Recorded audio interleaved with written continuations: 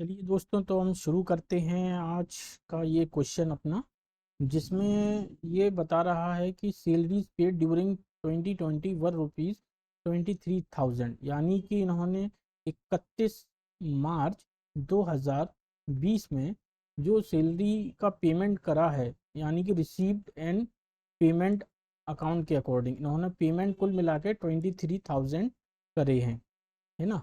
जैसा कि हम जानते हैं, रिसीव्ड एंड पेमेंट अकाउंट में कैश बेसिस पर जो ट्रांजैक्शंस नोट करे जाते हैं, और इनकम एंड एक्सपेंडिचर जो अकाउंट होते हैं हमारे, उसमें आपके एक्रूअल बेसिस पर ट्रांजैक्शन रिकॉर्ड करे जाते हैं। ठीक है। और हमें वही करना, हमें ये जो 23,000 है ये कैश बेसिस पर दिया गया है, यानी कि इन्होंने पेमेंट जो करा है, रिसीव एंड पेमेंट अकाउंट में पेमेंट साइड 23,000 नोट करे हैं। अब हमें ये निकालना है, जानकारी इस बात की करनी है कि इनकम एंड एक्सपेंडिचर अकाउंट में, जैसे कि ये बोल रहा है question, calculate amount to be debited to income and expenditure account in respect of salaries and also so necessary ledgers account. तो अभी हम केवल कैलकुलेशन पार्ट की बात करेंगे कि 23,000 तो ठीक है, रिसीव एंड पेमेंट में उन्होंने पेमेंट कर दिया इतने का, लेकिन इनकम एंड एक्सपेंडिचर में, क्योंकि इसमें एक्रूअल बेसिस पर जो है ट्रांजेक्शन नोट करे जाते हैं, रिकॉर्ड्स करे जाते हैं, तो हमें एक्रूअल बेसिस पर दिखाना है कि किस तरह से ये 23,000 में हम किस तरह से एडजस्टमेंट करेंगे, तो हमारा जो अमाउंट निकल के आएगा वो कितना होगा, जो कि डेबिट साइड में इनकम एंड एक्सपेंडिचर अकाउंट में शो करना पड़ेगा। ठीक है। जैसा कि हम जानते हैं 23,000 ये इन्होंने पेमेंट किया है बाई कैश। अच्छा, अब ये क्या कह रहा है, सैलरीज अनपेड ऑन 31 मार्च 2019, यानी कि इन्होंने 2019 में जो सैलरी पेमेंट करा था सैलरी का, तो उस समय इन्होंने कैश में पेमेंट नहीं करा था, रुपए नहीं थे, लेकिन क्योंकि वो एक तरह का खर्चा था और इनकम एंड एक्सपेंडिचर में एक्रूअल बेसिस पर हम नोट करते हैं, तो इन्होंने क्या किया उस समय, इनको अपने 1,400 रुपये उस समय इन्होंने उसमें इनकम एंड एक्सपेंडिचर अकाउंट में तो नोट कर लिया, लेकिन रिसीव एंड पेमेंट अकाउंट में इसका इफेक्ट नहीं गया, क्योंकि इन्होंने पेमेंट ही नहीं करा। लेकिन ये उस समय का पेमेंट अब कर रहे हैं, कब, 2020 में, इस ईयर में। तो उस टाइम का पेमेंट आप अब कर रहे हैं, तो ये हमें जाना कहाँ है, इनकम एंड एक्सपेंडिचर अकाउंट की तरफ। तो वो जो पेमेंट है इसको हम लेस कर देंगे, क्योंकि ये हम 2019 में नोट कर चुके हैं इनकम एक्सपेंडिचर अकाउंट में, इस साल 2020 में नहीं करेंगे। ठीक, इधर आते हैं, सैलरीज प्रीपेड ऑन 31 मार्च 2019। 2019 में इन्होंने क्या करा था कि 400 रुपये एडवांस दे दिया था, यानी कि पेमेंट साइड इन्होंने 400 रुपये जो है वो रिकॉर्ड कर लिए थे, लेकिन इनकम एंड एक्सपेंडिचर में उस समय इन्होंने कोई ट्रांजेक्शन नहीं करा था। ठीक है।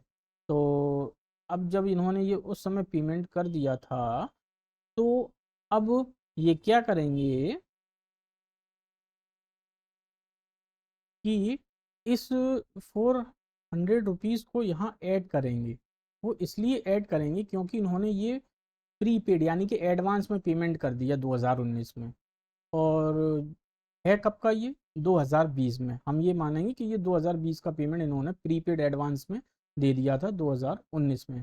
तो जाहिर सी बात है, अब जब इन्होंने दिया है, पेमेंट करा है, और ये है इसी साल का, तो इनकम एंड एक्सपेंडिचर में इसको रिकॉर्ड करा जाएगा। ठीक है ना। तो इसका इफेक्ट हम लेंगे, इसलिए इसको हमने प्लस कर दिया है। ठीक है, ये प्लस जो है अमाउंट डेबिट साइड में आएगा, इनकम एंड एक्सपेंडिचर के, सॉरी, इनकम एंड एक्सपेंडिचर में, हाँ, एक्सपेंडिचर जो है डेबिट साइड ही होती है।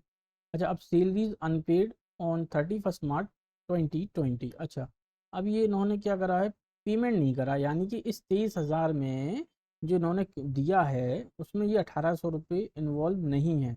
हालांकि हमें क्या करना है, इनकम एंड एक्सपेंडिचर में हम कितना रिकॉर्ड करेंगे, भले ही इन्होंने पेमेंट नहीं किया है ये 1,800 रुपये का कैश के थ्रू, लेकिन हम एक्रूअल बेसिस पर एंट्री करते हैं, इसलिए हम इस 1,800 रुपये को ऐड कर लेंगे अपने इनकम एंड एक्सपेंडिचर अकाउंट के लिए। ठीक है। अब हम इस एंट्री पे आते हैं, सैलरीज प्रीपेड ऑन 31 मार्च 2020। अब इन्होंने क्या किया है कि इन्होंने 2020 में, 2020 के ही तो हम खाते बना रहे हैं, 2020 में इन्होंने पेमेंट कर दिया एडवांस, कितने का, 600 रुपये का, है ना।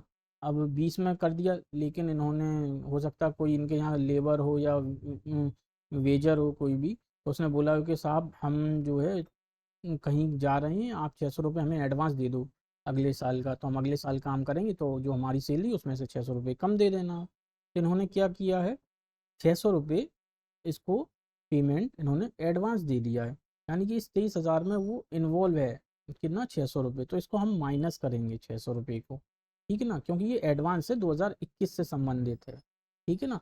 सेम ये वही केस हो गया जो आपने यहाँ देखा था, ये वाला केस। इसमें इन्होंने क्या करा था, सैलरी प्रीपेड कर दी थी, यानी कि एडवांस दे दी थी। एडवांस दी थी 2019 में 400 रुपये, लेकिन उस लेबर ने क्या करा, जिसने एडवांस लिया था 19 में, 2020 में काम करा।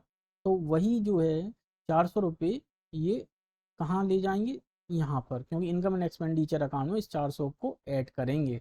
उस समय पेमेंट में इन्होंने नोट करा था, और अब ये इस समय ऐड कर देंगे क्योंकि 2020 में उसने काम किया है, जो कि उस ईयर का एक तरह से खर्चा है, ठीक है। तो अब आप क्या करें, इसको जो है, ठीक है, कैलकुलेशन हम करते हैं।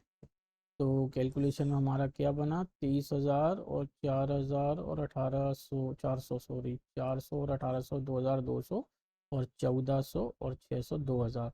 तो अगर हम देखें तो प्लस 200, 23,200 रुपये ये अमाउंट जो है हमारा इनकम एंड एक्सपेंडिचर के डेबिट साइड में लिखा जाएगा, ठीक है ना। तो ये आपका आंसर आ गया है। अगर आपको नहीं समझ में आया हो या किसी भी तरह की क्वेरी हो तो आप मुझे दोबारा कमेंट बॉक्स में कमेंट करके क्लैरिफिकेशन ले सकते हैं इसका।